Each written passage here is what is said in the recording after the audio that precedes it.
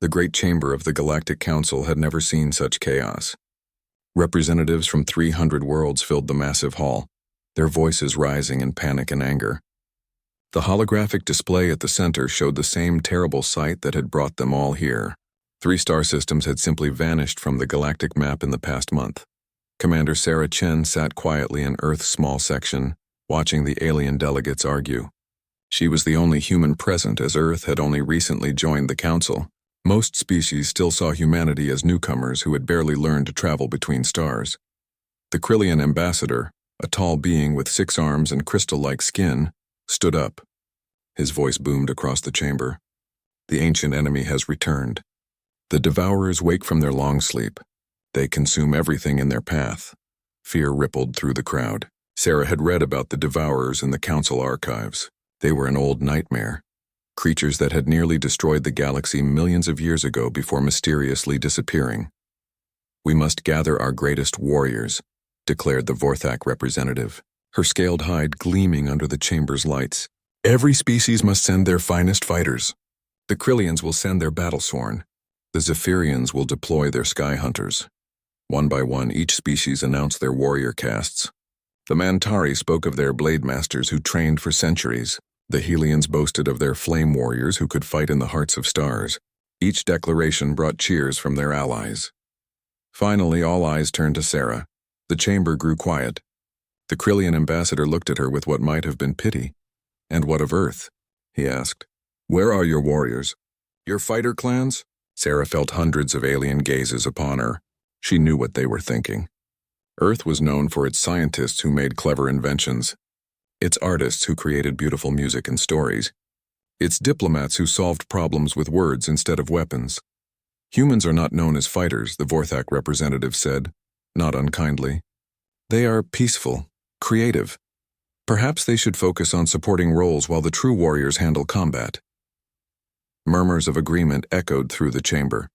Sarah had heard these opinions before. Humans were seen as soft, weak. They had never conquered other worlds like most Council species. They had ended wars on their own planet through talking and agreements, not total victory. The Helion delegate leaned forward. "No offense intended, human, but your people have no warrior tradition. You make art and philosophy. These are admirable qualities, but they will not stop the Devourers." Sarah remained silent, letting them talk. She had learned patience during her years as a diplomat. Sometimes the best strategy was to let others reveal what they truly thought. "Perhaps Earth should evacuate its people to safer systems," suggested a Mantari representative. "Leave the fighting to those bred for war."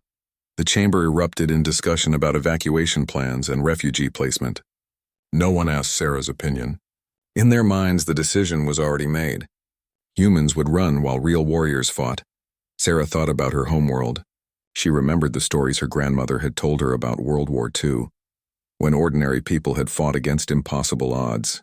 She thought about the firefighters who ran into burning buildings, the doctors who worked through plagues, the teachers who protected children during disasters. She remembered her own service record. 12 years in the Earth Defense Force, combat missions on Europa and Titan, 3 different wars that the Council had never even heard about because humans had fought and won them quietly, without asking for help. The Krillian ambassador was speaking again.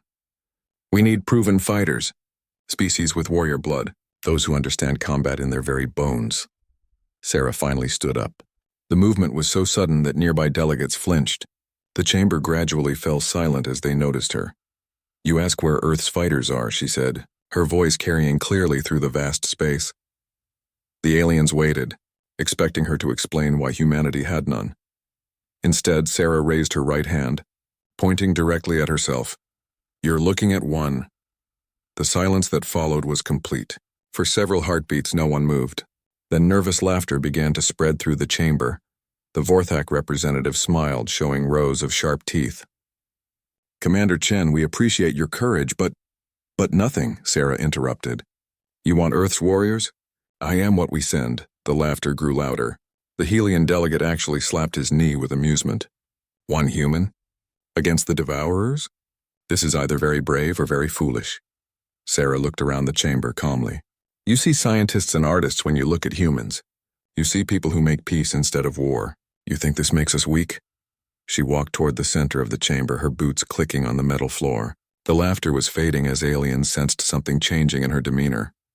"You're right about one thing," she continued. "We don't have warrior castes like you do. We don't breed people for fighting or train them from birth to kill." The Krillian ambassador nodded. "Exactly our point." Sarah stopped at the edge of the holographic display showing the consumed star systems. "What we have instead is something you've never understood about humans. Something that makes us more dangerous than any specialized warrior caste." The chamber was completely quiet now. Even the species that had been whispering among themselves had stopped. "Every human is a fighter," Sarah said simply. "Not because we want to be, because we had to be. Because our planet tried to kill us every single day for millions of years and we survived anyway." She gestured to the display. "You see the Devourers as an ancient evil returning." "I see Tuesday." The confusion on alien faces was visible. Sarah almost smiled. "You want proof?" she asked. "You want to see what humans call a warrior?" The Vorthak representative leaned forward. "What do you propose?" Sarah looked directly at her. "Test me. Use whatever trials you use to prove warriors. Give me your hardest challenge." The Krillian ambassador's crystals flickered. "Commander Chen, our warrior trials have been designed over millennia. They test strength, speed, tactical thinking, and killing instinct. Many of our own warriors fail them." "Then they should be perfect for testing a human," Sarah replied. The chamber erupted in discussion. Some aliens were excited by the prospect of seeing a human fail spectacularly. Others worried about the diplomatic incident if Earth's only representative was killed in their trials. The Helian delegate raised his hand for silence. "If the human wishes to prove herself, let her try. When she fails, perhaps her people will understand why they should leave fighting to their betters." Sarah nodded. "And when I succeed, perhaps you'll understand why you should be very careful about making humans your enemies." The vote was swift. The trials would begin tomorrow. Sarah would face the same challenges that had tested the galaxy's greatest warriors for thousands of years. As the session ended and aliens filed out of the chamber, Sarah remained standing by the holographic display. She studied the empty spaces where star systems used to exist. The Devourers had made a mistake. They had awakened in a galaxy that now contained humans. Sarah almost felt sorry for them, almost. The testing chamber was the size of a small city. Sarah stood at the entrance looking at the massive arena that stretched beyond the horizon. Holographic mountains, forests, and urban landscapes flickered in and out of existence as the system prepared for her trial.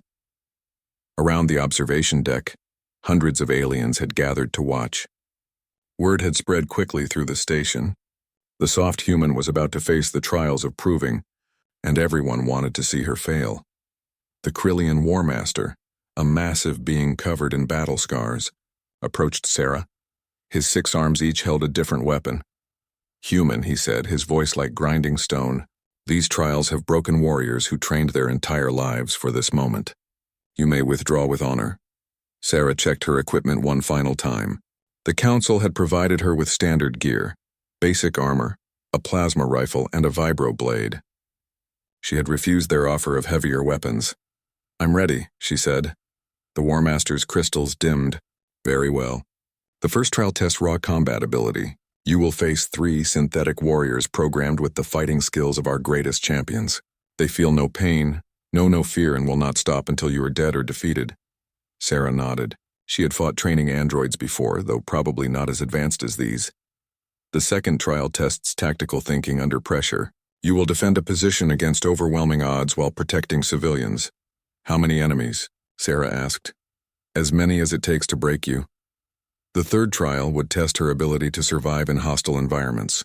The fourth would measure her psychological endurance under torture and interrogation. The fifth and final trial was classified, known only to those who had survived the first 4. Sarah stepped into the arena. The entrance sealed behind her with a sound like thunder. The first trial began immediately. 3 shapes materialized in front of her, each one perfect copies of legendary alien warriors. They moved with inhuman speed and precision. Sarah did something the observers had never seen before. Instead of charging forward or taking a defensive stance, she ran away. Confused murmurs rose from the watching aliens. The human was retreating from the first challenge. Some began to leave, disappointed that the spectacle was ending so quickly. But Sarah wasn't retreating. She was studying. As she moved through the arena, dodging the pursuing synthetics, she watched how they fought. The Krillian copy used all 6 arms to attack from multiple angles. The Vorthak copy relied on overwhelming strength and natural armor. The Mantari copy moved like liquid death, striking with impossible precision. Each synthetic fought exactly as their original species would fight, which meant they each had the same weaknesses as their original species. Sarah led them into a narrow canyon where they couldn't surround her. Then she did something that made the watching Krillian Warmaster lean forward in surprise. She started throwing rocks, not at the synthetics, but at the canyon walls above them. Her aim was perfect, learned from years of playing baseball as a child. The rocks triggered a landslide that would have buried any normal warriors, but synthetics didn't need to breathe. They clawed their way out of the rubble and continued their pursuit. Sarah was already gone, having used the landslide as cover to escape to higher ground. She had bought herself time to think. The observers were confused. Where was the honorable combat? Where was the warrior's courage in facing superior enemies? Sarah crouched behind a boulder and spoke quietly to herself. Okay, let's see what you're really made of. She pulled out her vibro blade and cut a long strip from her armor. Then she tied it around a rock and began swinging it in a circle. It wasn't elegant, but it was effective. When the Krillian synthetic climbed over the ledge, Sarah's improvised sling sent the rock crashing into its optical sensors. Blinded, it stumbled backward. Sarah didn't try to fight it hand to hand. Instead, she pushed it off the cliff. The Vorthak synthetic was tougher, its thick hide resisting her blade. But Sarah had noticed something during her retreat. It favored its left side when turning, suggesting a design flaw in its balance system. She waited until it charged, then dropped flat and swept its legs. When it crashed down, she drove her blade into the joint where its neck met its shoulders. The synthetic's head fell off. The Mantari copy was the deadliest, moving too fast for Sarah to track with her eyes. But movement made sound, and Sarah had learned to hunt by ear during survival training in Earth's forests.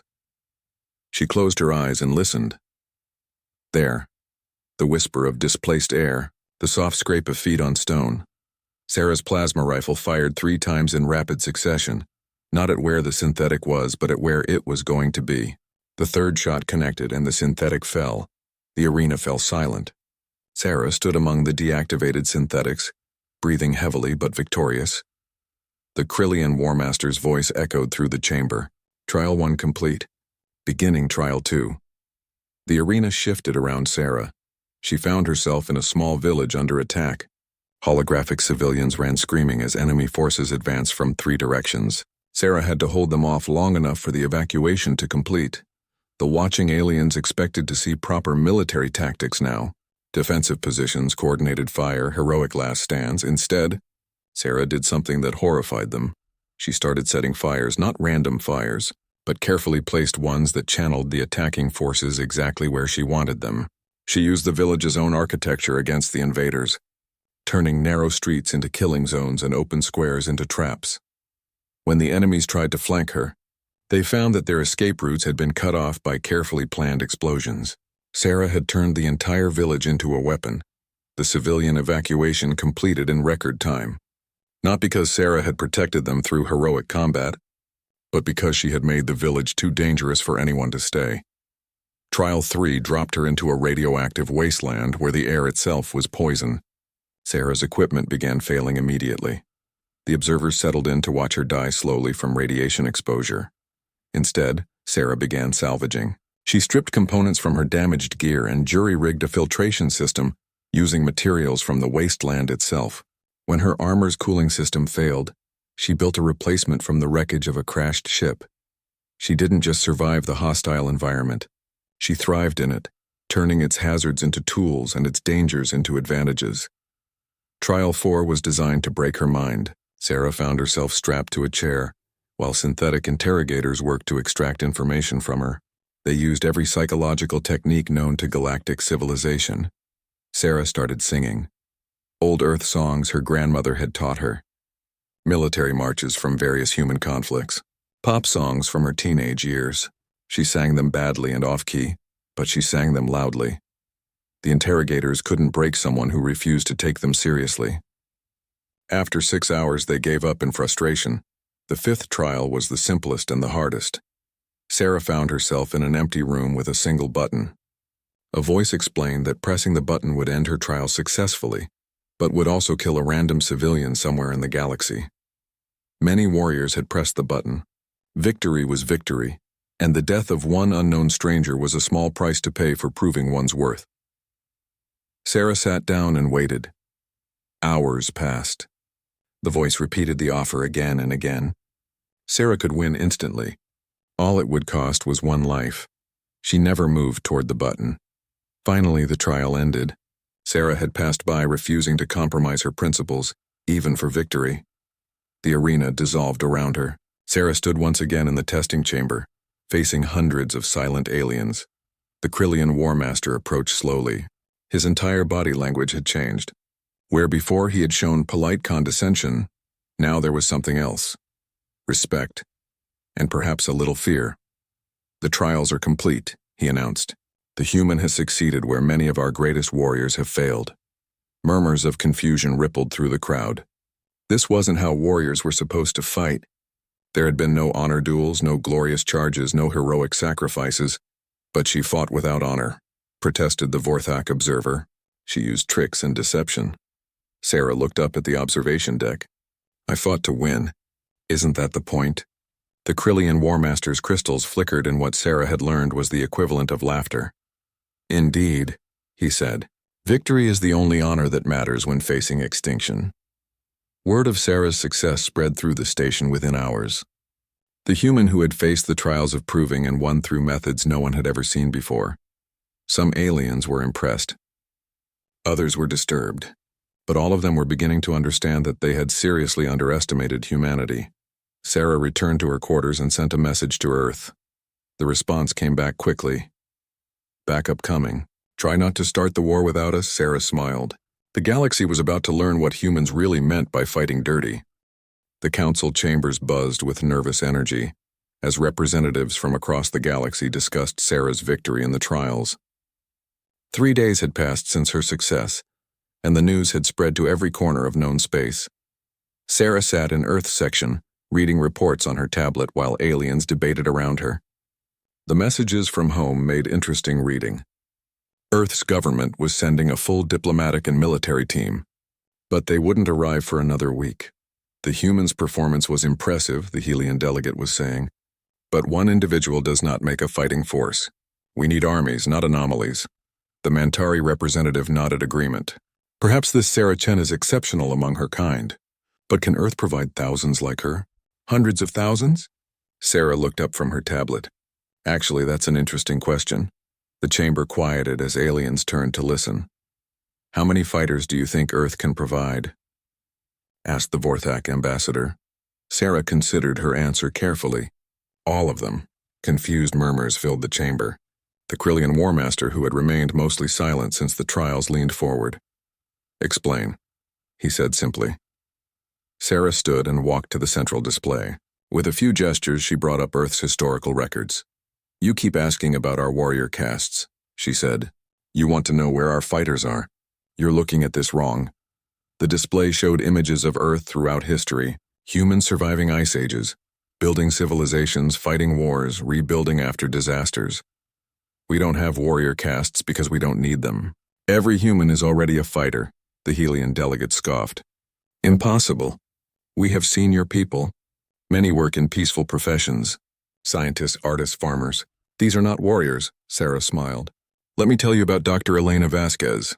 She's a botanist on Mars, studying how to grow food in hostile environments. Sounds peaceful, right?" She pulled up Elena's record. The aliens leaned forward to read. Dr. Vasquez served 3 tours in the Titan Wars before becoming a scientist. She holds expert ratings in 6 different weapon systems and has killed more enemies in close combat than most of your warrior caste members. The chamber was silent. "Or take Marcus Thompson," Sarah continued, switching records. "He's a teacher on Europa, working with children. Very peaceful profession."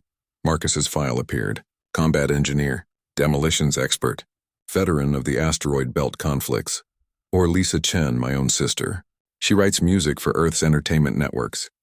Lisa's record showed sniper training, survival instructor certification, and a medal for single-handedly holding off raiders for 6 hours while protecting civilians. Sarah looked around the chamber. You see, you've been thinking about this all wrong. You believe that having warriors means you have people whose only job is fighting. But humans learned long ago that specialization is weakness. She gestured to the alien delegates. Your Krillian battle-sworn trained from birth to fight, but can they grow food? Can they heal wounds? Can they build shelters or repair equipment? The Krillian War Master's crystals flickered. They are warriors. Other castes handle such tasks. And what happens when your other castes are dead? Sarah asked. When your farmers and builders and healers are gone, what do your warriors eat?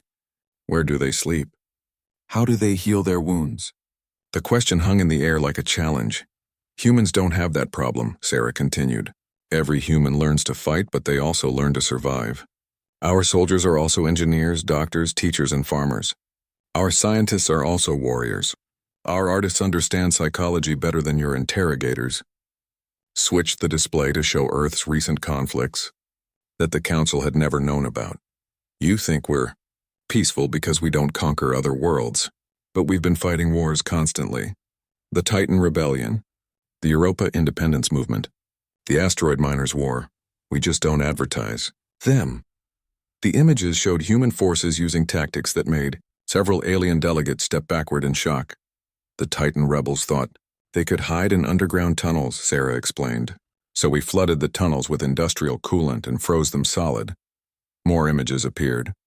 The Europa separatists tried to use the ice cities as fortresses. We melted the ice and drowned them. The asteroid miners thought the vacuum of space would protect them. We threw rocks at them. Really big rocks. Really fast rocks. Each tactic was more horrifying than the last to the alien observers. They saw the cold efficiency of human warfare, the complete willingness to use any method that worked. But these were wars between humans, protested the Mantari representative. Surely you would not use such methods against alien allies. Sarah's expression didn't change. We wouldn't need to. We'd use worse methods. The chamber fell completely silent. You see, Sarah continued, when humans fight other humans, we hold back. We have rules about what weapons to use, what targets are acceptable, how to treat prisoners. We try to minimize civilian casualties and preserve infrastructure. She paused, letting that sink in. When humans fight aliens who are trying to exterminate us, all rules are off. The Vorthak ambassador found her voice. You speak of terrible things as if they are normal. They are normal, Sarah replied. This is what survival means to humans. This is what we teach our children in schools you think are peaceful. She brought up Earth's education system. The aliens were shocked to see that human children learned basic combat skills alongside mathematics and literature. Physical education includes hand-to-hand combat training. History classes teach tactics and strategy from famous battles. Science classes show how to turn any material into a weapon. Literature classes include required reading about psychological warfare. The Helion delegate was staring at the records. Your children learn to kill? Our children learn to survive, Sarah corrected, which includes learning to kill when necessary. But they also learn to think, to create, to solve problems, to work together. They learn that violence is a tool, not a way of life. She gestured to herself. This is why I could pass your trials using methods you'd never seen. Not because I'm special, but because I'm typical. Every human learns to improvise, to use their environment, to find unexpected solutions to impossible problems. But your planet achieved peace, the Krillian War Master observed. You ended your wars through diplomacy. Sarah laughed, and the sound made several aliens flinch. We ended our wars because we got too good at them. When every human on the planet is a potential soldier, and when human soldiers think like engineers and artists and scientists, war becomes too dangerous for the winners. She switched the display to show Earth's final global conflict.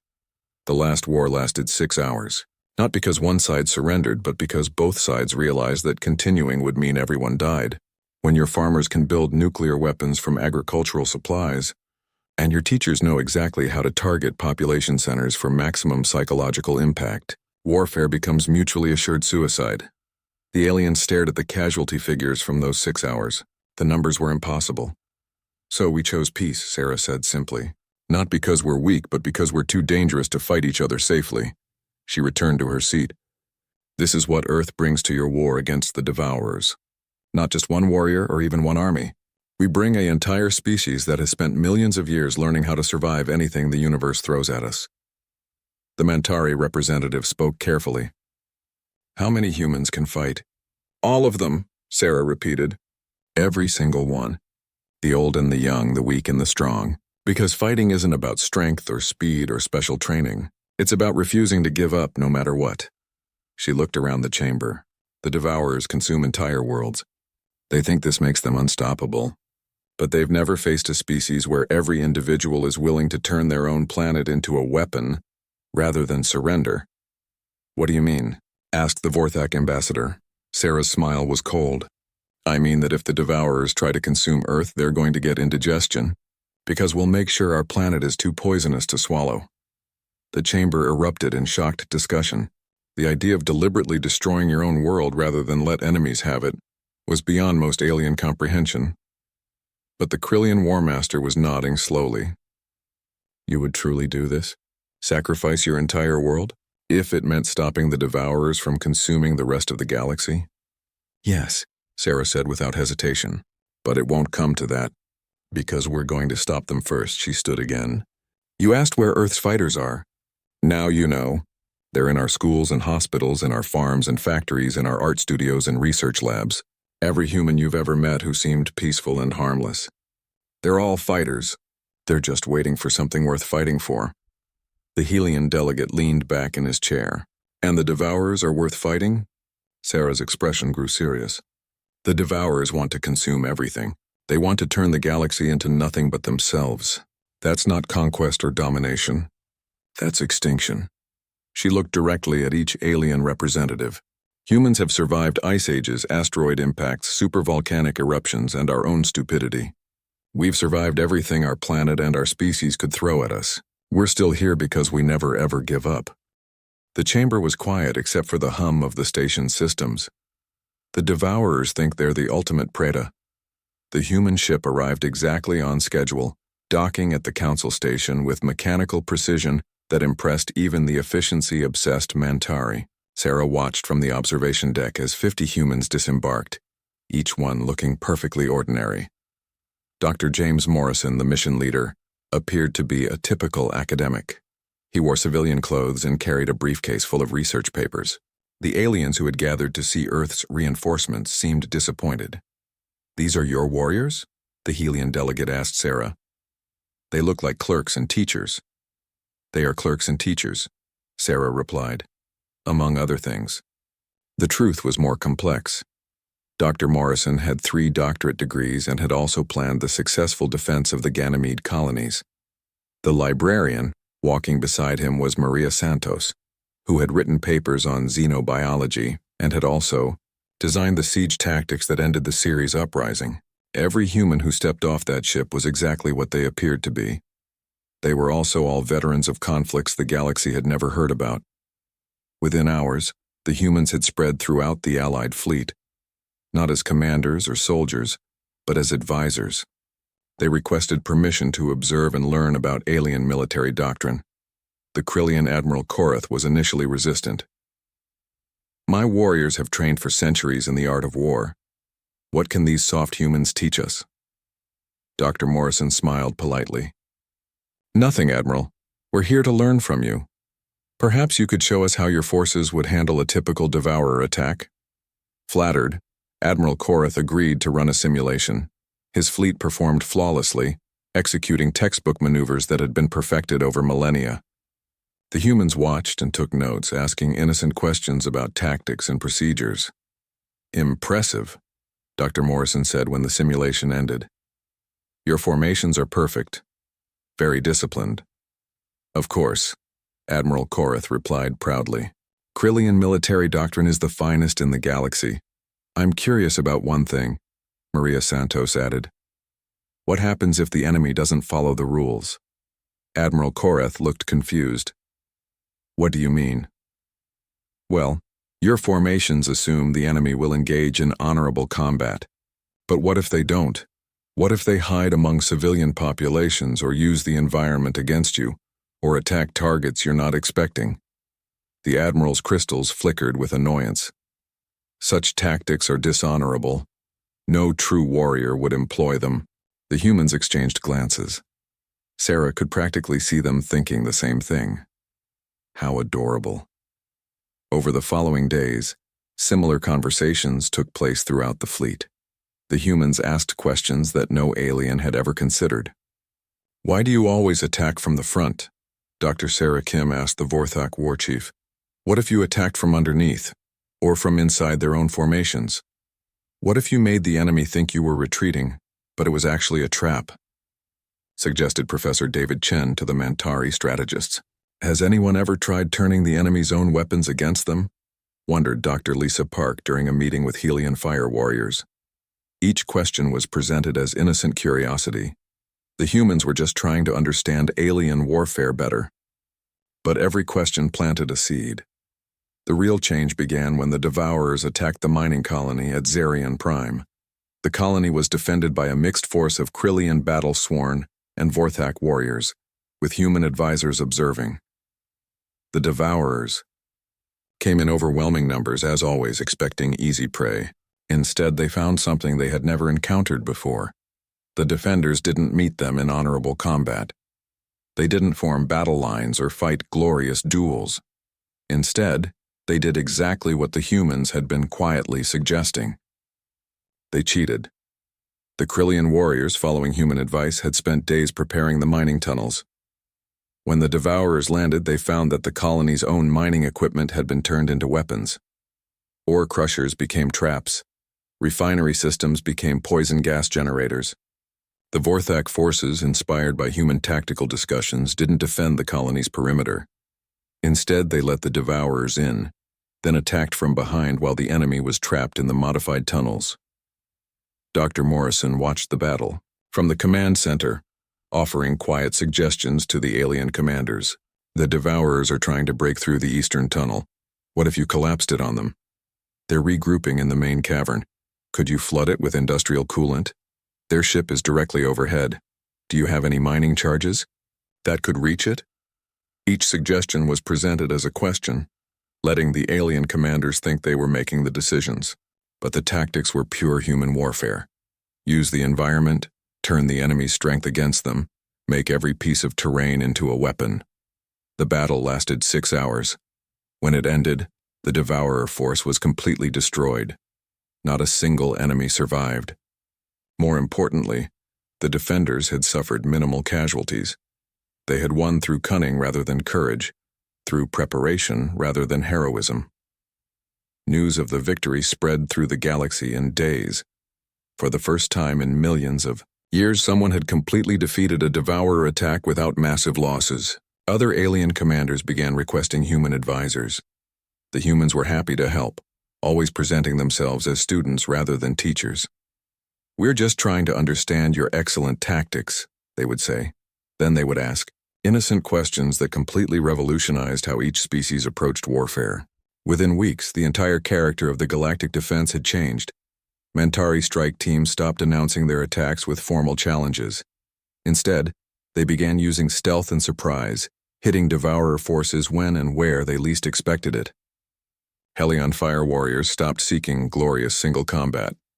They started using their abilities to sabotage enemy equipment and turn Devourer ships into floating bombs. Krillian battlesworn stopped forming perfect battle lines. They began fighting, dirty, using every advantage they could find or create. The aliens thought they were innovating. The humans knew better. Every new tactic had been used by humans for thousands of years. The Devourers began losing battles they should have won easily. Their ancient strategies, which had worked against honorable warriors for millions of years, were useless against enemies who fought without honor. But the real genius of the human strategy became clear when the Devourers tried to adapt. "They're learning," Admiral Korath reported during a strategy meeting. "The Devourers are changing their tactics to counter our new methods." Dr. Morrison nodded thoughtfully. "That's good news, actually." The alien commanders looked confused. "How is that good news?" "Because now they're fighting like us," Maria Santos explained. "They're abandoning their old strategies to copy our new ones, which means they're not fighting like Devourers anymore." Sarah watched the realization dawn on alien faces. By forcing the Devourers to change their tactics, the humans had taken away their greatest advantage, the certainty that came from using the same methods for millions of years. More importantly, Dr. Morrison continued, They're trying to fight like humans without understanding how humans think. They're copying our tactics without understanding our philosophy. He brought up displays showing recent devourer attacks. Look at how they're moving now. They're trying to use surprise and deception, but they're doing it wrong. They're thinking like predators pretending to be survivors, instead of actual survivors. The difference was subtle, but crucial. The devourers could copy human tactics, but they couldn't copy human adaptability. When their new methods failed, they didn't know how to improvise. They just kept repeating the same mistakes. It's like watching someone try to speak a language they don't understand, Professor Chen observed. They can copy the words, but they miss the meaning. The campaign continued for months. Each victory brought new confidence to the Galactic Alliance. But more importantly, each victory taught the aliens to think differently about warfare. They stopped seeing battles as tests of honor and started seeing them as problems to be solved. They stopped looking for glorious victories and started looking for effective solutions. The humans continued to present themselves as helpful observers, always ready with innocent questions and thoughtful suggestions. But Sarah could see what was really happening. Earth wasn't just providing military advisors.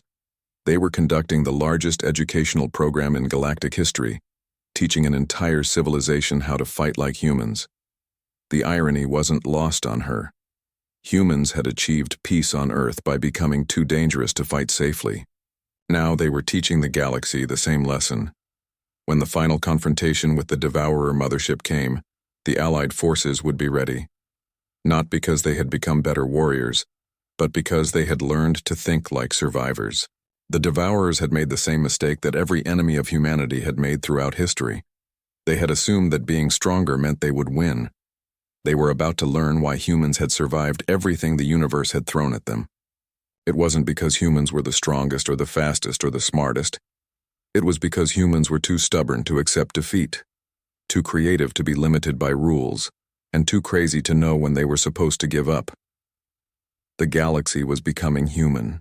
In that terror, the Devourer mothership was larger than most moons. It hung in space above the Kepler system like a cancerous growth, consuming the local star's energy while birthing smaller vessels from its massive bulk. Hundreds of thousands of Devourer ships swarmed around it like parasites feeding on a corpse. Sarah stood on the bridge of the Alliance flagship, watching the sensor readings with growing dread. The enemy force was 10 times larger than their worst projections. Every ship in the Galactic Alliance had come to this battle, and they were still outnumbered 100 to 1. "It's impossible," Admiral Korath said, his crystalline form flickering with despair. "We cannot win against such numbers." Around the bridge, representatives from a dozen species wore similar expressions of defeat. They had fought bravely for months, winning battle after battle, but this was beyond victory. This was extinction staring them in the face. Dr. Morrison was studying the tactical displays with the calm expression of someone reading a research paper. "The mothership is the key," he said quietly. "Destroy it and the smaller ships will be leaderless." "How do we get close enough?" demanded the Vorthak commander. "Their screening forces will destroy us long before we reach the target." Sarah looked at the human advisors scattered around the bridge. Each one was thinking the same thing she was. The galaxy had learned to fight like humans, but there was one lesson they hadn't learned yet. The most important one.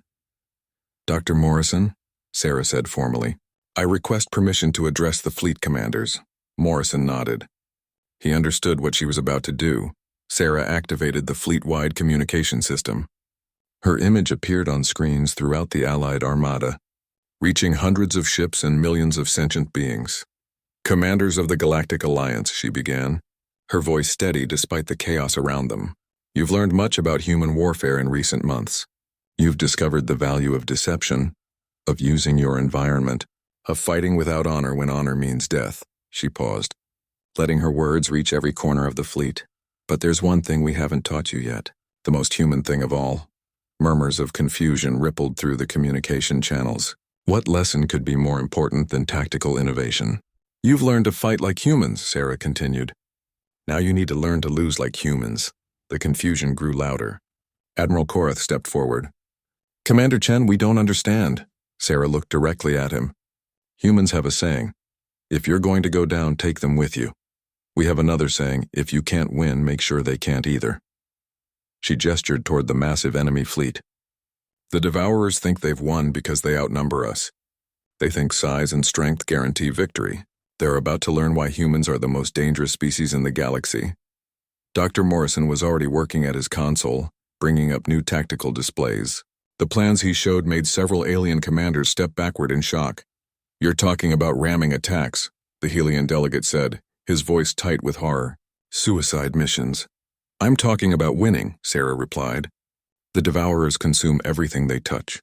They turn matter into more of themselves. But they've never tried to consume something that's actively trying to kill them." She pointed to the tactical display. "Every ship in this fleet is a weapon. Not just the weapons it carries, but the ship itself. Our reactors are bombs waiting to go off. Our fuel supplies are explosives. Our life support systems can be turned into poison gas generators." The alien commanders were beginning to understand, and what they understood terrified them. "You want us to turn our own ships into weapons?" the Mentari representative asked. "I want us to turn ourselves into weapons," Sarah corrected. "The Devourers expect us to retreat when we start losing. They expect us to surrender when defeat becomes inevitable. They have no concept of an enemy that becomes more dangerous when cornered." Admiral Korath's crystals were flickering rapidly. "This is madness. You're talking about sacrificing the entire fleet." "I'm talking about saving the galaxy," Sarah said firmly. "If we run, the Devourers will hunt us down and consume every world we've sworn to protect. If we surrender, they'll turn us into more of themselves. But if we fight to the last ship, to the last being, we can hurt them badly enough that they'll never recover." Dr. Morrison activated the strategic overview. "The plan is simple. We divide the fleet into waves. The first wave engages their screening forces normally, drawing their attention and forcing them to commit their reserves. Red markers appeared on the display, showing the initial attack vectors. The second wave appears to be reinforcements, but they're actually loaded with explosives. When they reach the enemy lines, they detonate. More markers, these ones glowing orange. The third wave is the real attack. While the Devourers are dealing with the explosions, our heaviest ships ram straight through their lines toward the mothership. Yellow markers raced across the display toward the massive central target. "And the fourth wave?" asked the Vorthak commander. Sarah smiled grimly. "The fourth wave is everyone who's left. We ram the mothership itself." The bridge fell silent except for the hum of ship systems.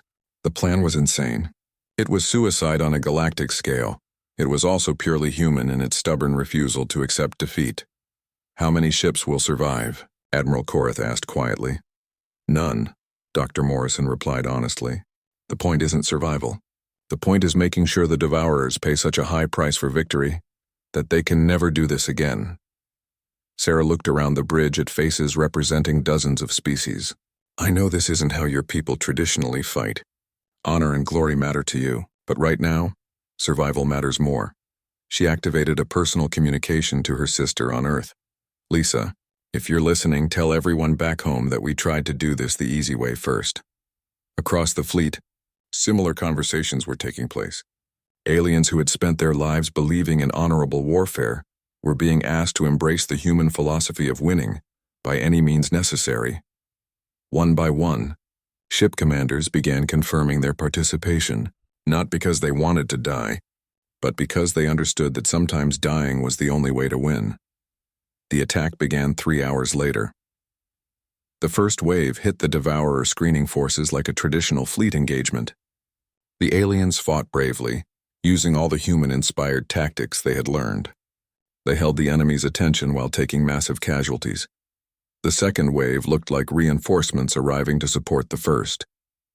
The Devourers moved to intercept them, confident in their numerical superiority.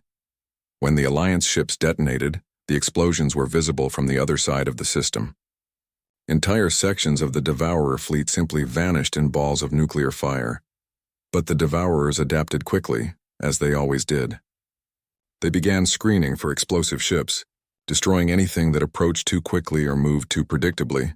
That's when the third wave arrived. These weren't ships trying to get close enough to explode. These were ships trying to get close enough to ram.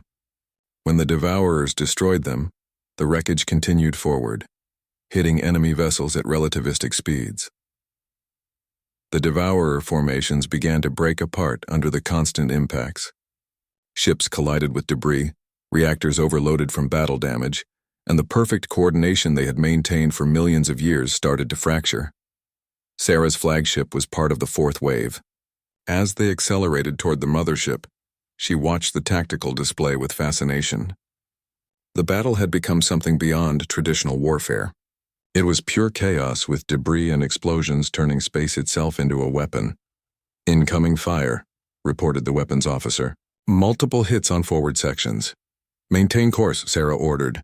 "All power to engines." Around them, other ships were following the same orders. Some were destroyed by enemy fire. Others suffered critical damage and detonated early. But enough survived to reach their target. The mothership was trying to move away, its massive bulk slowly turning to bring weapons to bear. But it was too late. The Alliance ships were already too close, moving too fast. Sarah felt the ship shudder as they scraped along the mothership's hull. Emergency alarms screamed as the hull began to buckle under the stress. "All hands, prepare for collision," she announced calmly. The impact felt like hitting a planet. Sarah was thrown against her restraints as the ship's forward sections crumpled. But they were inside the mothership's defenses now, and their momentum was carrying them deeper into its structure.